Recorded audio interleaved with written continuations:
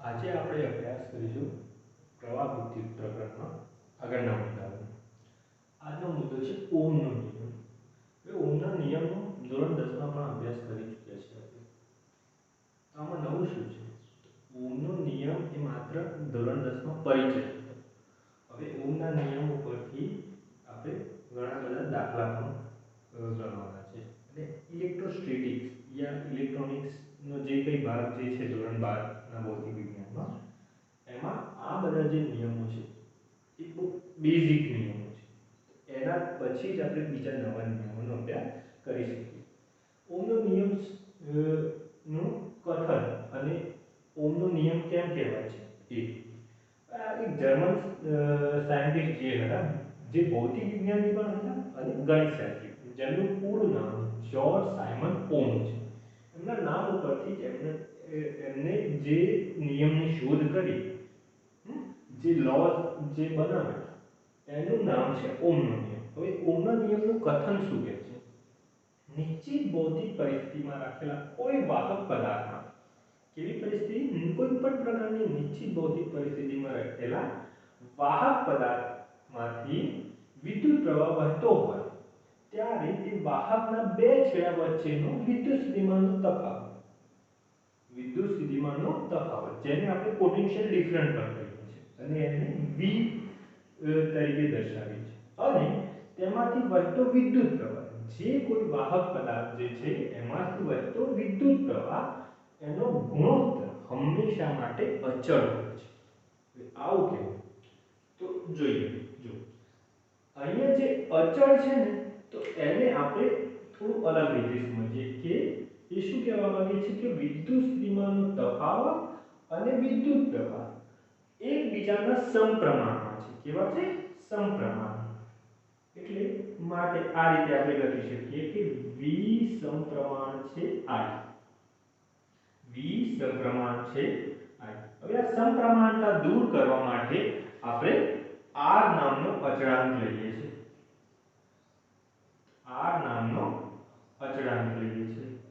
તો R મલ્ટીપાય I, જ્યાં R એ અવરોધ છે. શું છે? અવરોધ છે. હવે આ નિયમ પ્રમાણે જેમ કે વિદ્યુત સ્થિતિમાનનો તફાવત V અને વિદ્યુત પ્રવાહનો ગુણોત્તર અચળ હોય છે. તો એ ગુણોત્તર કઈ રીતે અચળ હોય છે? તો V અને I જે છે એ આ બાજુ આવી જાય તો R. તો વિદ્યુત સ્થિતિમાનનો તફાવત અને વિદ્યુત પ્રવાહનો જે ગુણોત્તર જે છે હંમેશા માટે R ના મૂલ્ય જેટલું જ હોય છે. હંમેશા માટે કેવો હોય છે? R ના મૂલ્ય જેટલું જ હોય છે.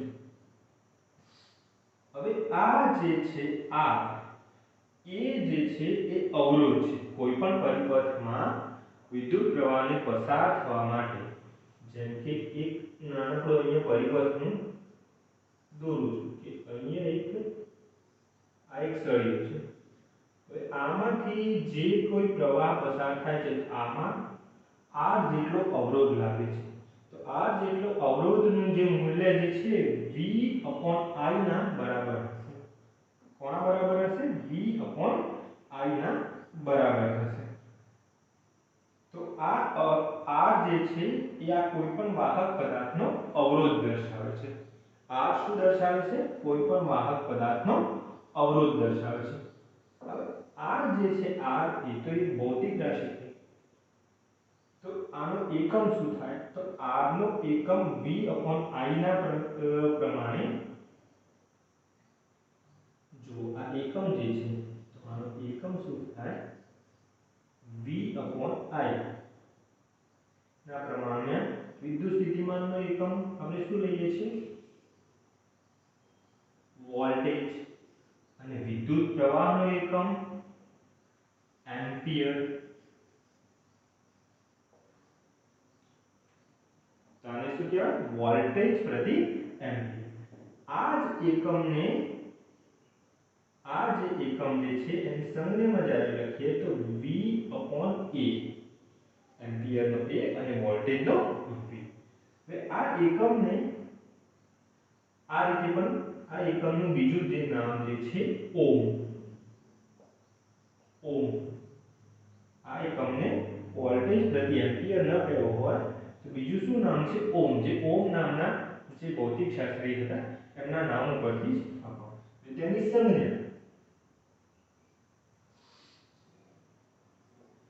સંજ્ઞા શું છે તો તેની સંજ્ઞા જે છે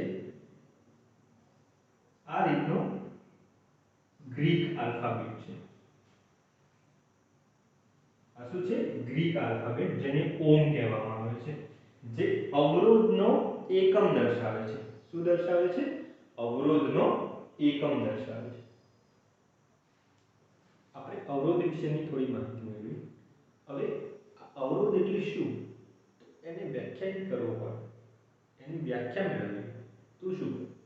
વિદ્યુત અવરોધ વાહક, જે કોઈ વાહક પદાર્થ છે, અલગ અલગ ટાઈપના જે પદાર્થો જે છે એમાંનો વાહક પદાર્થમાં વિદ્યુત ભારોની ગતિને અવરોધવાના ગુણધર્મને તેનો અવરોધ કહેવામાં આવે છે. આ કઈ રીતે જોઈએ?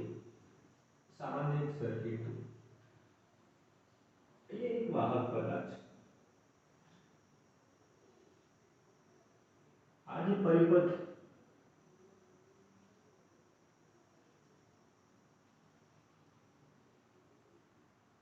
અને ઘન અને ઋણ. હવે અહીંયાથી આ પ્રવાહ જે છે અહીંયા ગતિ કરે છે. તો અહીંયા આ મુક્ત ઇલેક્ટ્રોન હોય. હવે આ જે પ્રવાહ જે છે અહીંયા જે ગતિ કરે છે તો આ એને અવરોધ કરતા જે આના અણુઓ જે છે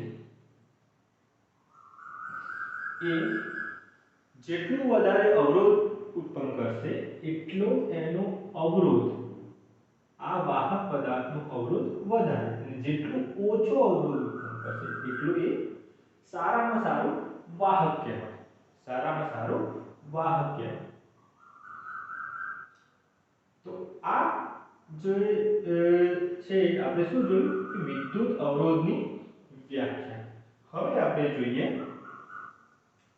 કે આ એકમ તો જોઈ લીધો આનો, તો આનું પારિમાણિક સૂત્ર શું થાય? મિત્રો, ભૌતિક વિજ્ઞાનમાં જે કોઈ આપણે ભૌતિક રાશિ નવી અભ્યાસ કરીશું એ હરેકનો એકમ અને પારિમાણિક સૂત્ર, એ હરેકનો એકમ અને પારિમાણિક સૂત્ર ખૂબ જ મહત્વના છે. બહુ બધા એમસીક્યુમાં નીટ જેની એક્ઝામમાં પણ આ બનાવવાનું બી પૂછાય છે અને ડાયરેક્ટલી બી પૂછી લે છે કે કઈ રીતે કોઈ પણ જે મૂળભૂત ભૌતિક રાશિના એકમો જે છે એના ઉપર કઈ રીતે બનાવવાનું હોય.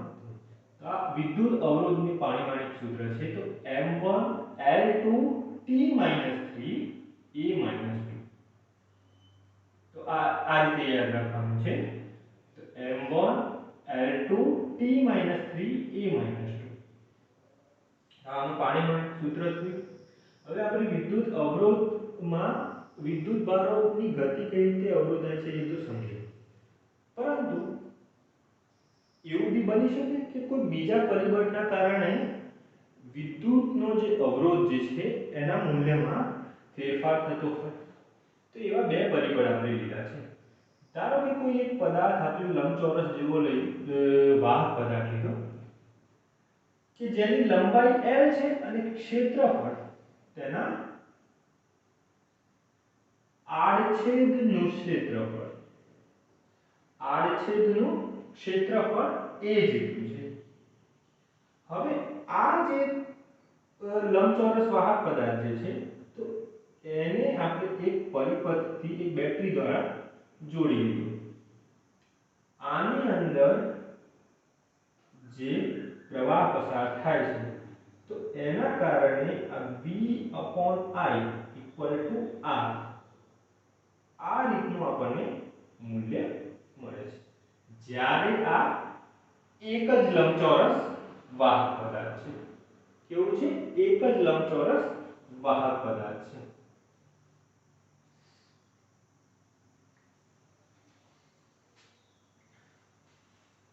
હવે જ્યારે આ જ પ્રકારનું, આ જે પ્રકારનું છે એ જ પ્રકારનું બીજું એક વાહક પદાર્થ લઉં છું. બીજું એક વાહક પદાર્થ લઉં છું,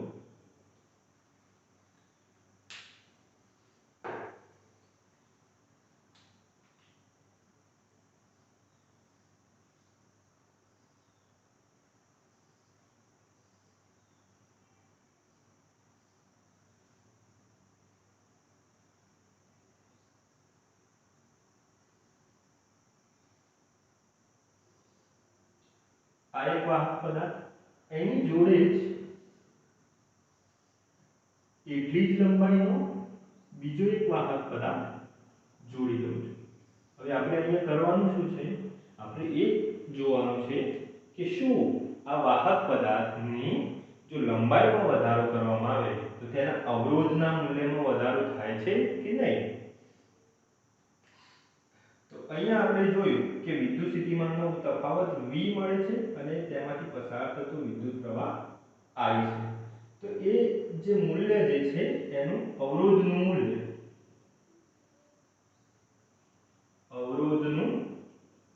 મૂલ્ય તે સમયે કેટલું મળે છે, R મળે છે.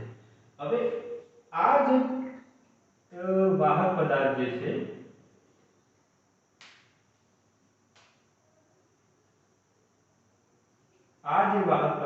છે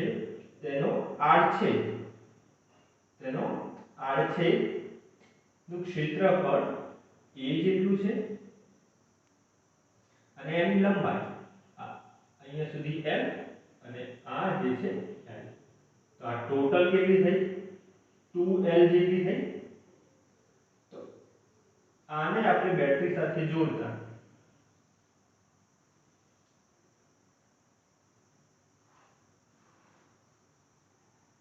જ્યારે આને આપણે બેટરી સાથે જોડીએ છીએ તો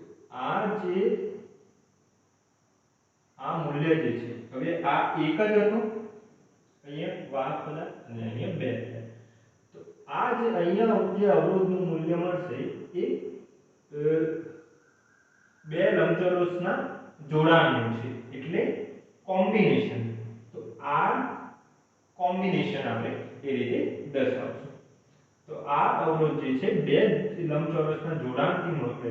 તો અહીંયા કેટલું મળશે, 2v/i. કેટલું મળશે, 2v. એટલે વિદ્યુત સ્થિતિમાનનો તફાવત પણ બમણો થઈ જશે. 2v/i 2v/i મળે તો આ જે અવરોધનું મૂલ્ય જે છે એ પણ 2r જેટલું મળશે. અવરોધનું મૂલ્ય જે છે એ પણ 2r જેટલું મળશે. તો આ પરથી શું કહી શકાય કે કોઈ પણ વાહક પદાર્થમાં જેમ લંબાઈ વધારવામાં આવે એમ અવરોધનું મૂલ્ય વધે છે. તો આ પરથી L વાહક પદાર્થની લંબાઈ સમપ્રમાણ છે r. વાહક પદાર્થની લંબાઈ સમપ્રમાણ છે r.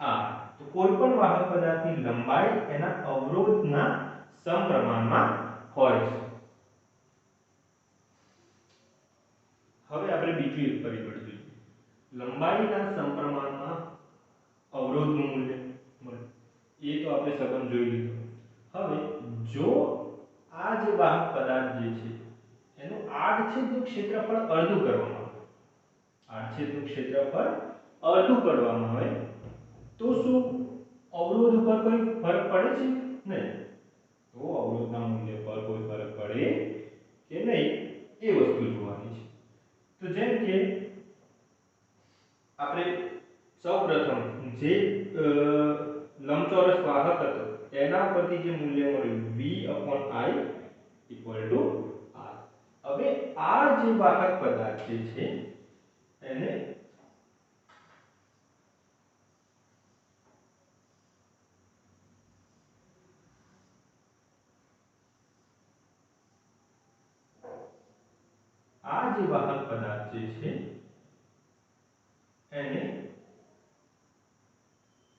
અડધો કરવામાં આવે, એનું આડછેદનું ક્ષેત્રફળ અડધું કરવામાં આવે તો શું થાય છે,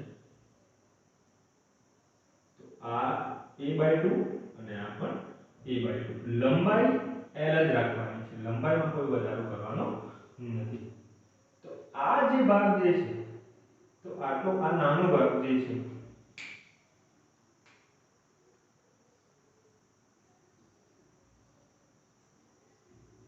હવે આપણે આ આડછેદનું ક્ષેત્રફળ અડધું કરી દીધું, લંબાઈ એટલી જ છે પહેલા જે હતી એટલી જ. તો આડછેદનું ક્ષેત્રફળ અડધું થયા બાદ આ વાહક પદાર્થ જોડે આપણે બેટરીને કનેક્શન કરીએ છીએ.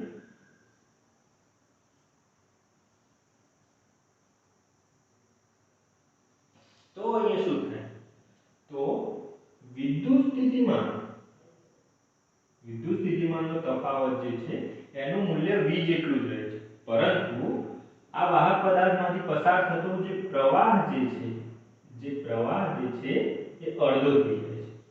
જે પ્રવાહ જે છે અડધો થઈ જાય છે. તો આ ગુણોત્તર જે છે આપણને મળે છે r upon r equal to v upon I જે ગુણોત્તર મળતો હતો એની જગ્યાએ I by 2 થઈ જાય છે. શું થઈ જાય છે? I by 2. r a by 2 વાળી કન્ડિશન છે, એનું કોમ્બિનેશન હતું. તો અહીંયા શું થશે, આ જે અવરોધનું મૂલ્ય, હવે જો આ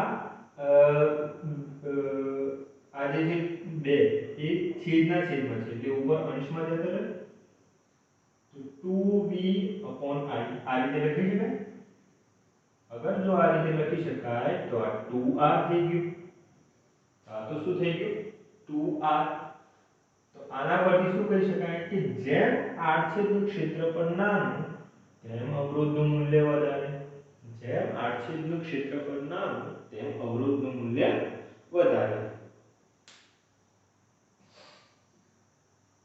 તો આ ઉપરથી આપણને બંને વચ્ચેનો સંબંધ કેવો મળે કે r વ્યસ્ત પ્રમાણમાં છે આડછેદનું ક્ષેત્રફળ, આ વ્યસ્ત પ્રમાણમાં છે આડછેદનું ક્ષેત્રફળ. તો આ આપણને અવરોધ કોઈ પણ વાહક પદાર્થની લંબાઈ અને એના આડછેદના ક્ષેત્રફળ પર આધાર રાખે છે એ બે મુદ્દા મળે. હવે આ બંને મુદ્દા અહીંયા આપણે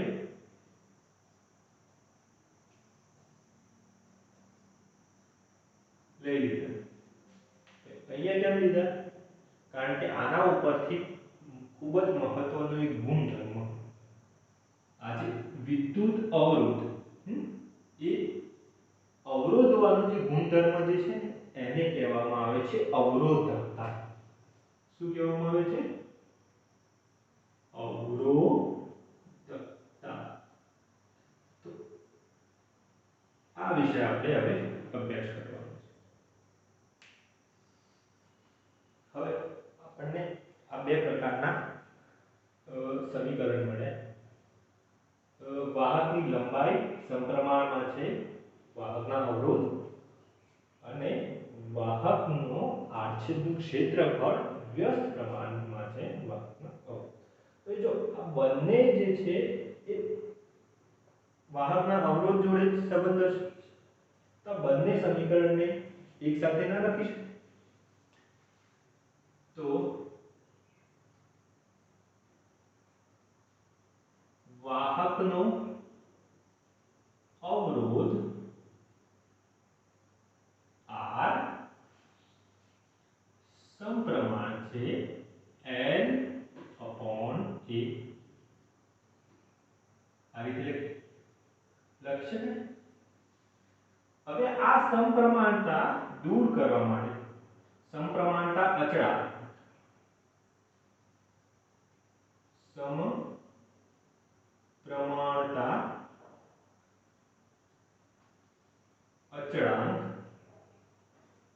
રો લેતા. તો આનાથી શું થશે? તો જો R L upon A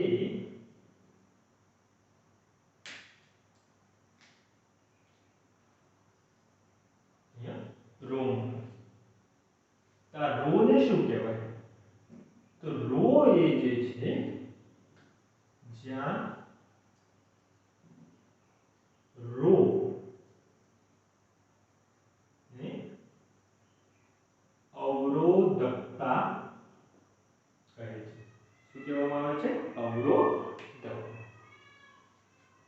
હવે ક્યારેક કેવો કોઈ દાખલો પૂછાઈ ગયો કે આપેલ વાહક પદાર્થની અવરોધક શોધો, તો એનું સૂત્ર કઈ રીતે બનાવવું? તો આના ઉપરથી જ બનાવી શકીએ આપણે. તો રો ઇક્વલ ટુ r અવરોધ આ બાજુ છે, તો r છેદનું ક્ષેત્રફળ જે છે એ આ બાજુ લઈ લઈએ બરાબરની આ બાજુ, તો r multiply a upon l. તો આ રીતે સૂત્ર બને. તો આ જે થયું એ અવરોધકતા રો, જે વાહક પદાર્થનો ગુણધર્મ છે. વિદ્યુત પ્રવાહોને અવરોધ કરવાનો જે ગુણધર્મ જે છે તેને અવરોધકતા કહેવામાં આવે છે. એ અવરોધકતા રો બરાબર r multiply a upon l. હવે આનો એકમ શું થાય? તો જો એકમ ક્યારે ગોખવાનું નથી. આ જે સૂત્ર સરળતાથી યાદ છે તેના પરથી એકમ પણ યાદ છે. તો જો એ જે સૂત્ર જે છે એ ફરીથી આપણે અહીંયા જોઈએ અને એના ઉપરથી આપણે એકમ પણ યાદ રાખવાનું. તો એ જે સૂત્ર જે છે એ સૂત્ર r multiply a on l આવું કંઈક છે. r અવરોધનો એકમ શું થાય? ઓમ. r છેદનું ક્ષેત્રફળ, તો એનો એકમ શું થાય? Metre square. અને લંબાઈ, એનો એકમ પણ મીટર. અહીંયા બી મીટર છે અને અહીંયા મીટર સ્ક્વેર છે. 1 મીટર કેન્સલ થઈ ગયું અને આ થઈ ગયો ઓમ મલ્ટીપ્લાય મીટર. ઓમ મલ્ટીપ્લાય મીટર. તો આપણા માટે આ એકમ થઈ ગયો ઓમ ગુણ્યા મીટર. ઓમ ગુણ્યા મીટર. બરોબર? આ રીતે સરળતાથી યાદ રાખવાનું છે. તો આનું પારિમાણિક સૂત્ર, એના પછી શું છે? પારિમાણિક સૂત્ર. m1 l3 t - 3 a - 2. આ ક્યારે ગોખવાનું?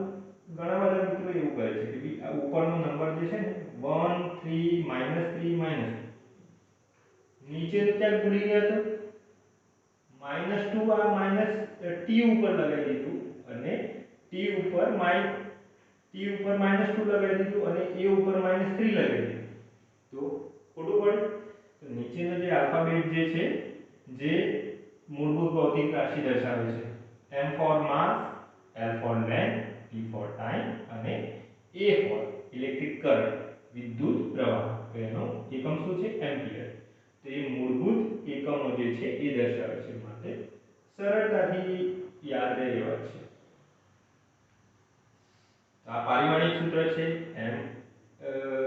m1 l3 t - 3 a - 2. અવરોધકતાને એકમ, પારિમાણિક સૂત્ર અને એનું જે અવરોધકતાનું મૂલ્ય શોધવાનું જે સૂત્ર હતું એ જોયા પછી અવરોધકતાની વ્યાખ્યા અને અવરોધકતા એ વાહક પદાર્થના કયા પરિબળો ઉપર આધારિત છે એ વસ્તુ જોવાની છે અને કયા પરિબળો ઉપર આધારિત નથી એ. અવરોધકતાની વ્યાખ્યા, અવરોધકતાને શું કહેવામાં આવે છે? રેઝિસ્ટિવિટી. શું કહેવામાં આવે છે? રેઝિસ્ટિવિટી.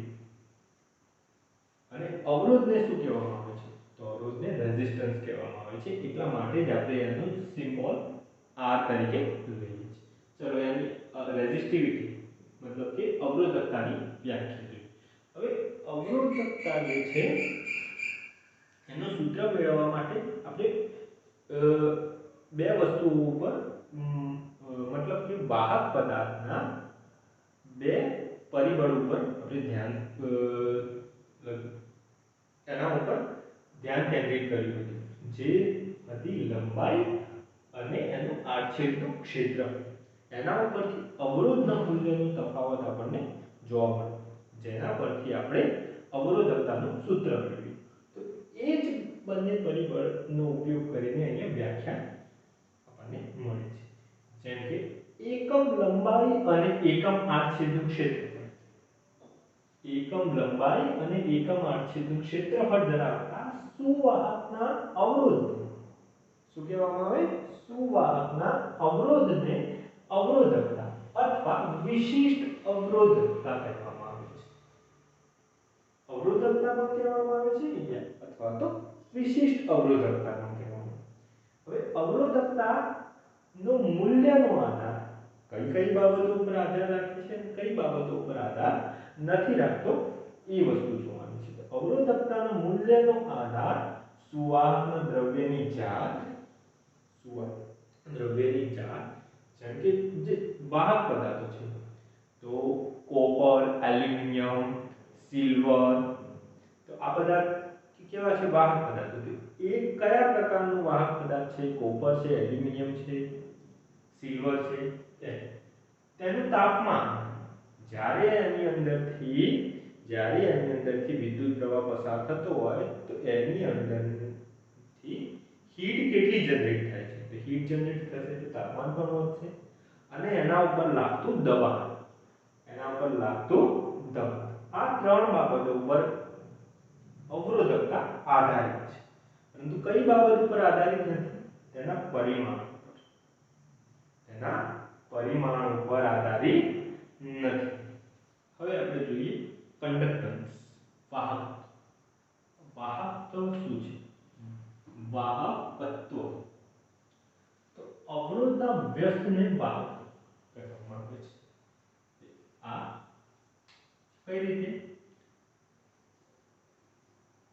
વાહકત્વ એ પણ એક ગુણધર્મ છે જેને કેપિટલ G થી દર્શાવવામાં અવરોધનો વ્યસ્ત, અવરોધ જે છે આ એના વ્યસ્તને વાહકત્વ કહેવામાં આવે છે.